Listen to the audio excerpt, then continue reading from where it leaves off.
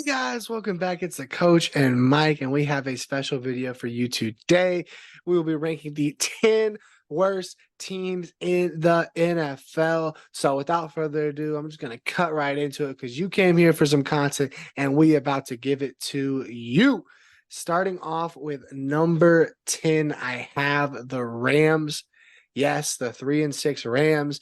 Yes, the team that, won a Super Bowl. Those Rams, well, if I told you you would have a team with the Super Bowl MVP, a top 5 receiver in the league, the biggest breakout superstar receiver this season, and the best defensive player of the last decade, you wouldn't expect them to only have 3 wins. But that's exactly what the Rams are, and that's exactly what the Rams are doing midway through November. The problem with the Rams is they just don't have enough in the trenches. The offensive line is atrocious.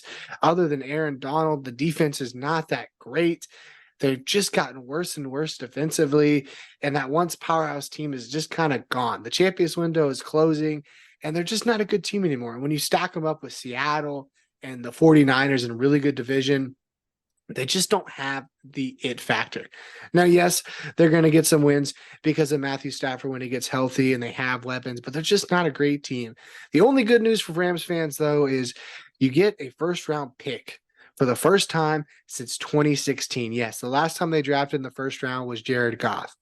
Also, Carson Wentz's career lasted shorter than the difference between the 2 picks. So not a very good thing for the Rams when it comes to, selling your soul. You got your Super Bowl, but I think you're going to start seeing the effects. So Well, the good news, Broncos fans, is that Russell Wilson trade no longer seems like the worst trade in the history of the league.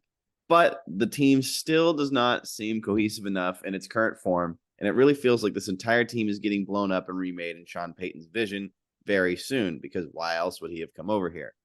The one ironic thing about that is Sean Payton, the coach that left the Saints due to a lot of other reasons, but one of them being a terrible salary cap bind, is in yet another situation where moving personnel is next to impossible due to the salary cap.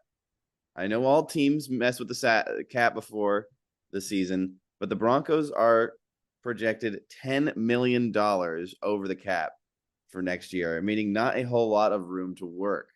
As it stands, the offense is better than last year, but turnover prone when it means turnover prone in the red zone, and the defense is Swiss cheese on some days and unmovable on others.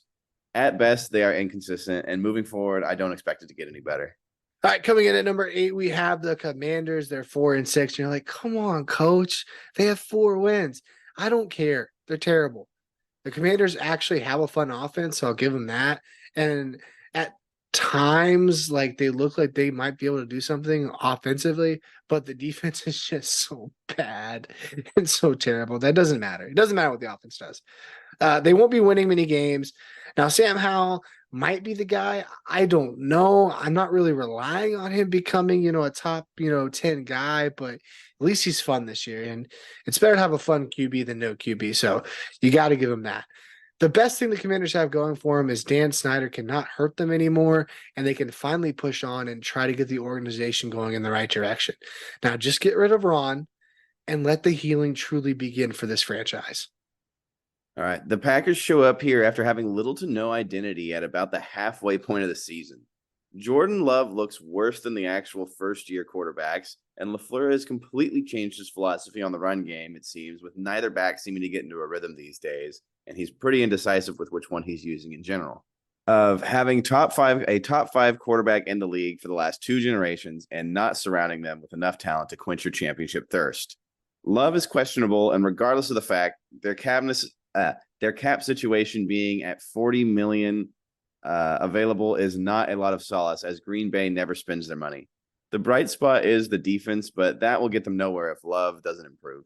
Number 6, we have the Titans. And I remember in the preseason when I predicted the Titans to be terrible and get last in the division, and people said I was dumb, stupid, didn't know football. That's a terrible take. The Titans are going to win the AFC South.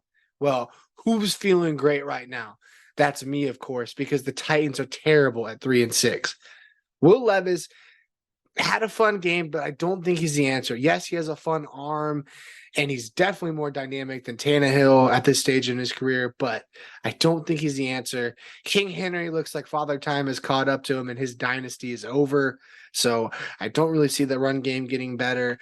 I think Will Levis might not be the answer. You have other aging receiver, like you have an aging receiver in D-Hop. So I don't know if the offense has enough to push, and the defense is just not the same defense as it's been in the past. Now, on the bright side, I think they're in a good spot to rebuild. They are in the AFC South, and being in the AFC South just means you need 1 year to rebuild, and you could be back at it. It's not a good division. It's never been a good division. So the rebuild could be simple and easy. But right now, they're one of the worst teams in the league, and that's why I think they deserve this 6th spot. The best part of this season will be the fact that the Cardinals were able to flip Josh Dobbs for more than they paid for them. But the fact of the matter is, nothing they got for him helps their current signal caller turn this ship around. It also feels a bit weird having them trot out their supposed franchise quarterback at a 1-8 record on the season, which kind of raises some questions. But with the contracts the Cardinals give out, it makes me think their front office is not exactly aware they're nearly out of the playoff hunt halfway through the season. James Conner is a workhorse, and their line creates enough separation to keep them competitive for 2 or 3 quarters. But the fact of the matter remains is this team has never been able to finish under their current or previous head coach, and they are not even sure who they're tanking for at the end of this thing. The franchise isn't a hot spot for free agents, so the salary cap space for $51 million helps. But it's like having a drunk grandpa at the wheel with the retirement home that comes along with a Cardinals spending spree. This season mostly has me wondering if Jonathan Gannon is a fall guy, and we hope they can turn it around to have a middling season with a journeyman quarterback in the next 3 to 4 years. And before we get to number 4, we have a quick ad from our sponsor, Ray. Dude, chill. We don't have anything like that, but please like and subscribe. We need the support. Yeah, please, we do. All right, number 4, we have the Patriots. They are 2-8. Fire Bill. Fire Bill Belichick. The dynasty is over. All good things come to an end. At least in Old Yeller, they had the decency to put the dog out of its misery, and they didn't let it suffer. Kraft, you are letting the old dog suffer. Put it out of its misery. Fire Bill Belichick. Make the old man hang him up. He's putting the offense in disarray. The defense is awesome. Don't get me wrong. Bill Belichick can coach a defense up, but the offense is terrible. It's atrocious. It's like watching paint dry. The good news is you can get rid of Mac Jones easily. And hopefully they can get a new quarterback in the draft because it looks like they're going to be there in the top 5 picks. So they should be able to get a quarterback. But even I don't even know if that's enough to get this team back on track. You need some weapons. Bill Belichick has just disregarded wide receivers altogether, and it's finally showing. It's rearing its ugly head. They have no weapons, and it's just atrocious. So please get some weapons, get a new QB. Hopefully it changes the team's fortunes around, or maybe, just sign Brady out of retirement, have him come back for a retirement tour, and just please the fans as you whittle away into mediocrity, Bill.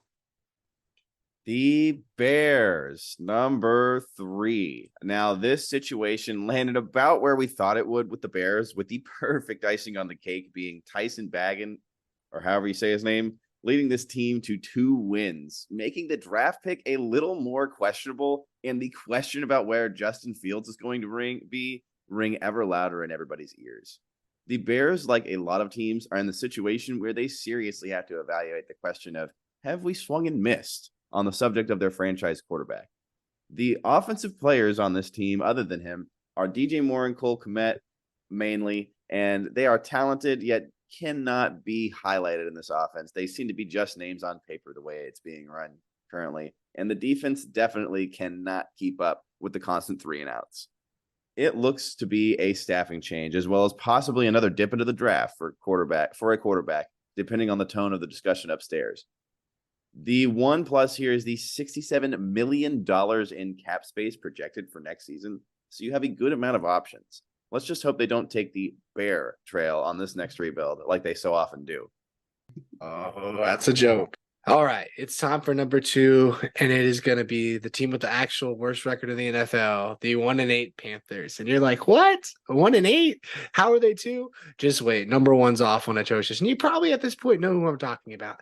But the Panthers, could actually be something if injuries and their defense and the fact that they have traffic cones trying to block for Bryce Young. If they had something like anything, like just put a trash can out there, maybe give Bryce Young some time to throw the ball and maybe good things would happen. I'm sorry, but until you fix the line, this team is going nowhere.